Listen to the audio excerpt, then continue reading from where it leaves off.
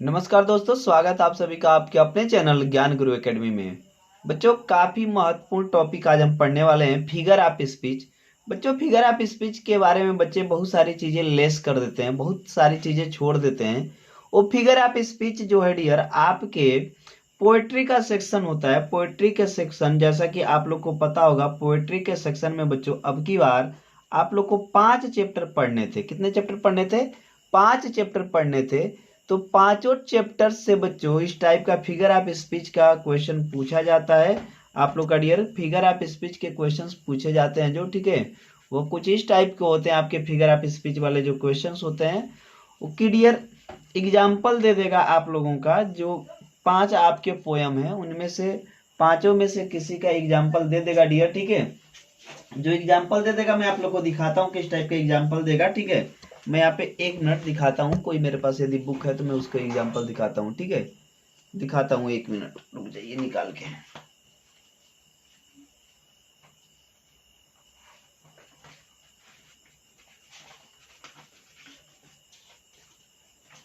ठीक है, और यहाँ पे मुझे मिल गया है, ठीक है, एग्जाम्पल मुझे मिल गया है। मैं आप लोग को दिखाता हूँ कि किस टाइप का एग्जाम्पल देगा।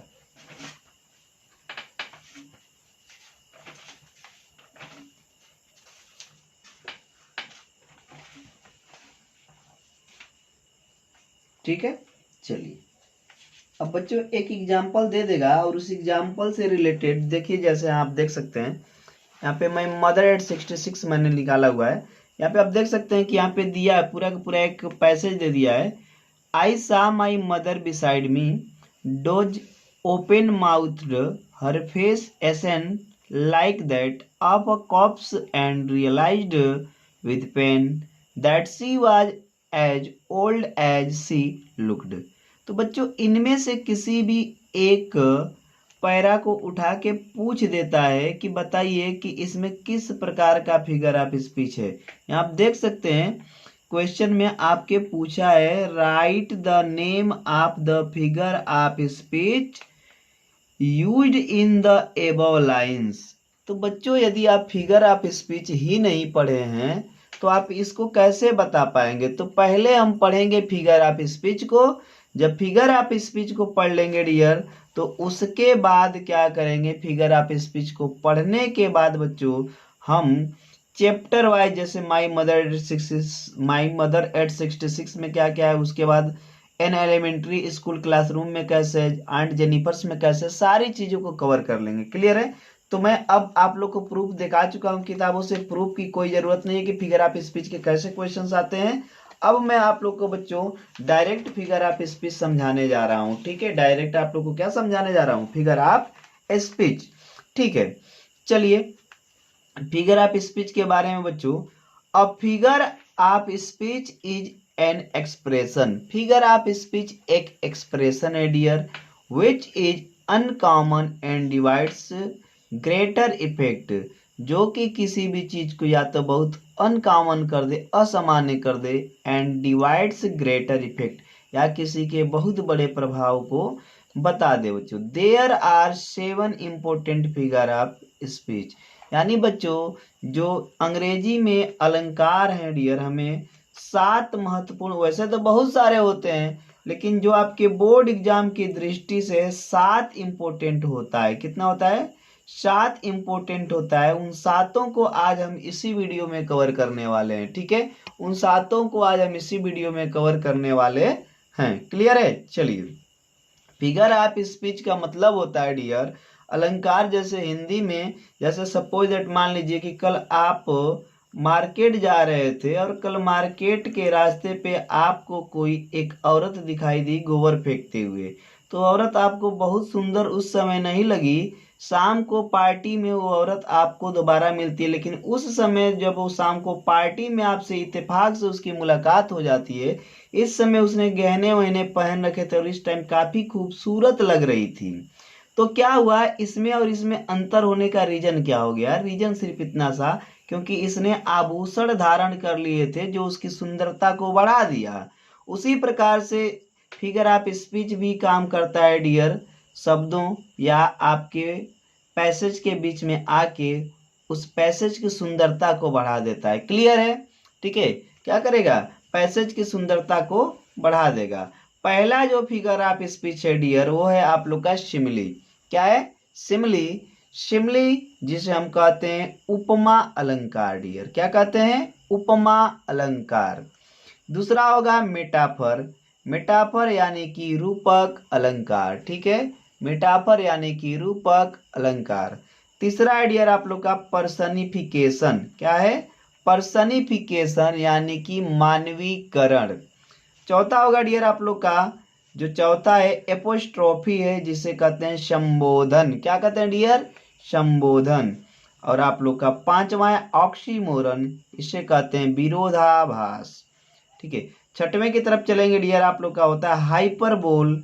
हाइपरबोल यानी कि अतिशयोक्ति। छठवां क्या है डियर आप लोग का, हाइपरबोल यानी कि अतिशयोक्ति। क्लियर है, चलिए, हाइपरबोल यानी कि अतिशयोक्ति। क्लियर है, चलिए। और सातवां आप लोग का बनेगा अनमटुपैया। इसका मतलब होता है ध्वनि अनुकरण अलंकार। तो बच्चों एक एक अलंकार के बारे में विस्तार से हम पढ़ने वाले हैं इस वीडियो में।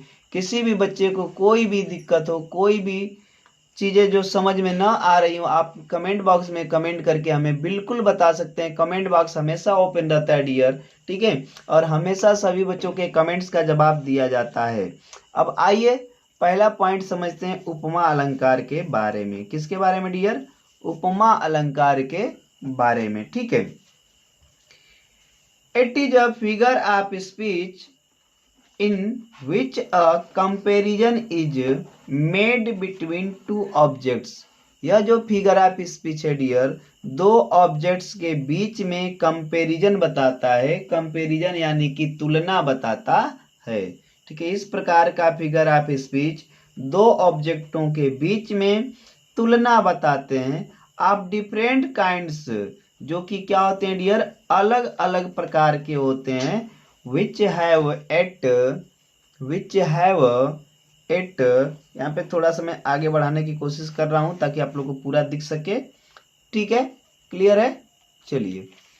which have at हो चुका है dear, least one point in common, जो कि दोनों के बीच में कोई एक पॉइंट जो होता है डियर वो कॉमन होता है। जैसे कि मान लीजिए आप लोग का इट इज जनरली इंडिकेटेड, सामान्यतः यह इंडिकेट करता है डियर बाय सच वर्ड्स, इन शब्दों को, as, like, as, such, as, such, just as and so on. Such as भी हो जाएगा डियर, ठीक है, एंड शो ऑन, इन शब्दों को यह जनरली इंडिकेट करता है, ठीक है, ओके डियर। अब देखिए एग्जाम्पल में इसका कराता हूं आप लोग को। देखिए जैसे मान लीजिए पहला एग्जाम्पल है लाइफ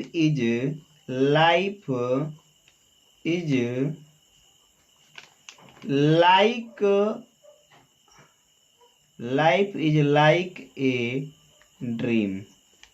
जीवन कैसा है डियर, स्वप्न के जैसा है। तो यहाँ पे लाइक वर्ड लगा आप लोग का, क्या लगा, लाइक वर्ड लगा। जो आप लोग का है डियर, आप लोग का जो लाइक वर्ड है यही आपका तुलना, लाइक इज लाइफ, एक minute dear, life is like a dream. Life कैसा है, ड्रीम के समान है, ठीक है। आइए वैसे ही आप लोग यहाँ पे देखेंगे सारे एग्जाम्पल्स को, मैं एग्जाम्पल्स दिखाने की कोशिश कर रहा हूँ, ठीक है। Life is like a dream हो जाएगा, life is like a dream. और एक और एग्जाम्पल देखेंगे डियर, सी इज, ठीक है, सी इज मैं कहाँ लिखूं, चलो मैं यहाँ पे जो लिखा हूं उसी को दिखा दूं। सी इज एज फ्रेश, मैं यहाँ पे लिखता हूं ना, क्योंकि दिखाने में आपका समय चला जाएगा। She is as fresh, she is as fresh as dew, यानी कि वह उतनी ही बिल्कुल ताजी है या फिर उतनी ही स्वच्छ है जितनी की आपकी क्या होती है डियर, ड्यू होती है, ओस की बूंदे होती है। यहाँ पे एज वर्ड आया हुआ है, यही आपका कंपैरिजन कराता है, यही आपका कंपैरिजन कराता है, ठीक है, क्लियर है। चलिए सभी बच्चों को समझ में आया, सभी बच्चों को समझ में आया डियर।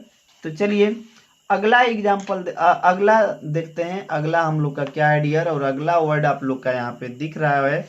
अगला वर्ड आ रहा है डियर आप लोग के सामने, मेटाफर। कौन सा है? मेटाफर है डियर। ठीक है, कौन सा है? मेटाफर है। आइए मेटाफर के बारे में थोड़ी सी चर्चा करेंगे। मेटाफर क्या है, कैसे है, सारी चीजें इसके बारे में मैं आप लोग को बताने वाला हूं। ठीक है, a metaphor is an implied symbol और an implied comparison। यहाँ पे भी बच्चों कंपैरिजन किया जाता है। In metaphor words of comparison as like as so etc are not use. लेकिन यहाँ पे कंपैरिजन वाले शब्दों का, जैसे कि आपका एज था, लाइक था, एज था, शो था, etc आर नॉट यूज्ड, इन सभी शब्दों का प्रयोग नहीं करते हैं। क्लियर है? चलिए तो कुछ एग्जाम्पल्स हो जाए बच्चों इनका। ठीक है, क्या हो जाए, कुछ एग्जाम्पल्स हो जाए। क्लियर हो गया सभी बच्चों का? किसी बच्चों को कोई doubt? 1 minute dear, 1 minute. Okay, थोड़ा सा इसके एग्जाम्पल्स हो गए डियर आपके। ठीक है, तो इधर आइए, एग्जाम्पल्स मैं आप लोग को करा देता हूँ यहाँ से। ठीक है, देख सकते हैं आप लोग यहाँ पे एग्जाम्पल्स, आप लोग के लिए बहुत सारे एग्जाम्पल्स हैं। ठीक है, यहाँ ध्यान से समझिएगा। एग्जाम्पल में पहला क्या है, लाइफ इज ए ड्रीम। जीवन स्वप्न है, जीवन स्वप्न है। लेकिन बच्चों यहाँ पे एज शब्द का प्रयोग नहीं हुआ। ठीक है, लाइक शब्द का प्रयोग नहीं हुआ। ठीक है, लाइक एज का प्रयोग, यानी कि जो तुलनात्मक शब्द थे आपके, उनका प्रयोग नहीं हो रहा है। जब उनका प्रयोग नहीं होगा तो ये आपका क्या कहलाएगा, तुलना भी हो रही है दो ऑब्जेक्ट की, और इसमें कोई तुलना वाला शब्द भी प्रयोग नहीं हो रहा है। तो इस प्रकार के बच्चों, ठीक है, जो आपका फिगर ऑफ स्पीच है उसे कहा जाता है मेटाफर। एक और एग्जांपल देखिए, he is the star of the family. वह अपने परिवार का तारा है। He is the star of the family, वह अपने परिवार का तारा है। इसमें भी कोई तुलनात्मक शब्द या वर्ड नहीं लगा हुआ है डियर। ठीक है, Kalidas is the Shakespeare of India. ये नहीं कहा है कि कालिदास शेक्सपियर के जैसे थे, इन्हें डायरेक्ट कह दिया गया कि कालिदास शेक्सपियर ऑफ इंडिया हैं। ठीक है, तो ओके डियर। अब देखिए इसके बाद आएगा पर्सनिफिकेशन, जिसे कहते हैं मानवीकरण। क्या कहते हैं डियर? मानवीकरण। In this figure of speech lifeless objects और abstract ideas are treated as if they were human beings. यानी इस प्रकार का फिगर ऑफ स्पीच जो लाइफलेस ऑब्जेक्ट हो डियर, निर्जीव हो, और एब्स्ट्रैक्ट आइडियाज हो, या कोई आपका बच्चों भाववाचक विचार हो, आर ट्रीटेड, या ऐसे बर्ताव करते हैं। ट्रीटेड मतलब होता है बर्ताव करना। ऐसे बर्ताव करते हैं as if they were human beings, जैसे कि कोई मनुष्य या बच्चों मानव जाति बिहेव करता है, उस टाइप से ये भी बिहेव करते हैं। इसी को कहते हैं मानवीकरण। क्या कहते हैं डियर? मानवीकरण। तो आइए इसके भी कुछ एग्जाम्पल कर लें डियर। क्या कर लें? इसके भी कुछ एग्जाम्पल्स कर लें। क्लियर है? आप लोग तैयार हैं हमारे साथ एग्जाम्पल करने के लिए? बोलिए यस या नो, बोलिए सभी बच्चे। चलिए बच्चों, यहाँ पहला एग्जाम्पल आप लोग को दिख रहा है, लव इज ब्लाइंड। देखो, आमतौर पे कहते हैं कि इंसान अंधा है। क्या है डियर? इंसान अंधा है। लेकिन यहाँ पे कहा जा रहा है लव इज ब्लाइंड, यानी लव को इंसान के साथ तुलना की। मतलब क्या है डियर? यहीं पे क्या किया जा रहा है, ठीक है, लाइफलेस ऑब्जेक्ट या फिर एब्स्ट्रैक्ट आइडियाज। यहाँ पे तो एब्स्ट्रैक्ट हो गया लव आपका। ठीक है, ये जो आपका एब्स्ट्रैक्ट आइडिया है, ऐसे बर्ताव कर रहा है जैसे मानो कि कोई मनुष्य ह्यूमन कर रहा है डियर, ह्यूमन कर रहा है। क्लियर है? अब कहा जा रहा है कि प्यार अंधा है। भाई प्यार की आंखें होगी तब तो अंधा होगा, लेकिन क्या की जा रहा है, ऐसा क्रिएट कर रहा है जो हमारा सेंटेंस है। Right dear? चलिए अगला देखेंगे आप लोग का एग्जाम्पल एक और है, experience is the best teacher. बच्चों एक्सपीरियंस भी आपका एक भाववाचक है। एक्सपीरियंस जो है आपका भाववाचक है। ठीक है, और इसको कहा जा रहा है कि best teacher. Experience is the best teacher, is the best teacher. ठीक है, experience is the best teacher. तो बच्चों कहीं ना कहीं टीचर जो कि ह्यूमन होता है उसकी तुलना एक्सपीरियंस से कर दी गई। ठीक है, दिख रहा है आप लोग को, एक्सपीरियंस से कर दी गई। अर्थात यहाँ पे जो अलंकार होगा डियर आपका पर्सनिफिकेशन, यानी कि मानवीकरण अलंकार होगा। एक और एग्जाम्पल दिया dear, opportunity knocks at the door but once, यानी कि जो मौका होता है, मौका डियर वो एक ही बार दरवाजा खटखटा रहा है। जैसे मान लो दरवाजा बंद है आपका, एक कुंडी आपने लगा रखा है, तो मौका आएगा पैदल पैदल चल के और आके आपका एक बार दरवाजा खटखटाएगा, कहेगा कि मैं अंदर आना चाहता हूँ। ऐसा होगा क्या? नहीं, ठीक है, ऐसा नहीं होगा। क्यों? फिर भी बच्चों भाई ऐसा तो आमतौर पे ह्यूमन करता है, मनुष्य करता है, लेकिन आमतौर पे ये तो होगा नहीं कि मौका उठ कर आए और आपका दरवाजा खटखटाए। ठीक है, इसीलिए इसकी ह्यूमन से तुलना की गई है, ध्यान से आप समझ सकते हैं इस चीज को। ठीक है, opportunity knocks at the door but once, यानी अपॉर्चुनिटी होती है जो डियर, वो क्या करती है? ठीक है, वह आपका एक बार दरवाजा जरूर खटखटाती है, मौका, और उस मौके को भुनाना आपको है। जैसे मैं आप लोग को इतना बढ़िया से समझाने की कोशिश कर रहा हूँ, जो आप लोग का दे रखा है डियर क्या, ठीक है, फिगर ऑफ स्पीच। इसमें अब तक हमने कितने फिगर ऑफ स्पीच पढ़ लिए? ठीक है बच्चों, टोटली हमने जो पढ़े हैं फिगर ऑफ स्पीच अब तक हमने पढ़ लिए हैं 3। अब चौथे फिगर ऑफ स्पीच की तरफ चलेंगे डियर। चौथा जो फिगर ऑफ स्पीच है आप लोग का, काफी प्यारा फिगर ऑफ स्पीच है, जिसका नाम है एपोस्ट्रॉफी। एपोस्ट्रॉफी को कहते हैं डियर संबोधन। क्या कहते हैं? संबोधन। It is a figure of speech whose force, जो कि दबाव बनाता है, लाइज इन एड्रेसिंग, संबोधन पे डियर, ठीक है, dead person, an animal, a thing, और एब्स्ट्रैक्ट क्वालिटी और idea. Okay, as if it were alive, ऐसे जैसे मानो कि वह अलाइव है, जिंदा है। प्रेजेंट एंड कैपेबल, वर्तमान में भी और कैपेबल भी है, योग्य भी है। आप अंडरस्टैंडिंग, उस चीज को समझने के योग्य भी हैं और कैपेबल भी हैं। ठीक है, कुछ एग्जाम्पल करके देख लेंगे डियर इनके। ठीक है, कुछ एग्जाम्पल्स देख लेंगे, जैसे O death where is thy sting, कहा जा रहा है कि हे मृत्यु तुम्हारी जो गीत है वो कहाँ है। तो यहाँ पे इसे संबोधित तो कर रहा है डियर, यहाँ एड्रेसिंग तो दिखाया जा रहा है। वैसे ओ ग्रेव, फिर वैसे ये O world, O grave where is the victory, तेरी विक्ट्री किधर है। ओ वर्ल्ड, हे विश्व, O life, O time, on whose step first. ठीक है डियर, उसके बाद क्या करा, step first I climb. Clear हो गया ये सारी चीजें। तो ऐसे जहाँ पे इन सब चीजों का यूज किया जाए, उसे आप क्या कहते हो? उसे आप कहते हो एपोस्ट्रॉफी। अब अगला जो है डियर आप लोग का, यह है ऑक्सीमोरन। ऑक्सीमोरन को कहते हैं विरोधाभास। ऐसे सेंटेंस जो आके विरोध उत्पन्न कर देते हैं उसे कहते हैं विरोधाभास। जैसे इस वाले में अब आगे आप लोग देखेंगे, इट इज एन एसोसिएशन, यह एक ऐसा एसोसिएशन है, आप टू वर्ड्स, दो शब्दों का, और फ्रेजेस या फ्रेजों का, हैविंग अपोजिट मीनिंग्स, जिसका कि बच्चों क्या होता है, एक अपोजिट अर्थ निकलता है, विलोम अर्थ निकलता है। एग्जाम्पल में देख के देख लें आप लोग। ठीक है, यहाँ पे 1 मिनट डियर, 1 मिनट, सारी चीजें इधर उधर हो जा रही हैं। ठीक है, यहाँ एग्जाम्पल आप लोग दिख रहा है, सारा का सारा एग्जाम्पल दिख रहा है डियर। देखिए, this is an open secret, कहा जा रहा है कि यह बच्चों दिस इज एन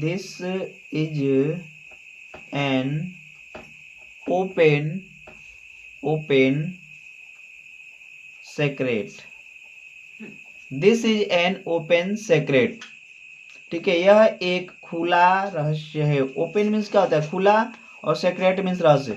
खुला यानी खुला भी है और रहस्य भी है, और रहस्य भी है, खुला भी है, रहस्य भी है। मतलब ये क्या करता है? हैविंग अपोजिट मीनिंग दे रहा है। आप लोग को समझ में आ रहा है? हैविंग अपोजिट मीनिंग दिख रहा है, मीनिंग दिख रहा है डियर। ओके, वैसे ही आप लोग का अगला है, she is feeling sweet pain of love, यानी देखो स्वीट भी है और पेन भी है। स्वीट मीन्स मीठा और पेन मीन्स दर्द, यानी मीठा दर्द अनुभव कर रहा है, यानी कि वह मीठा दर्द अनुभव कर रही है। किसका? पेन ऑफ लव, प्रेम का।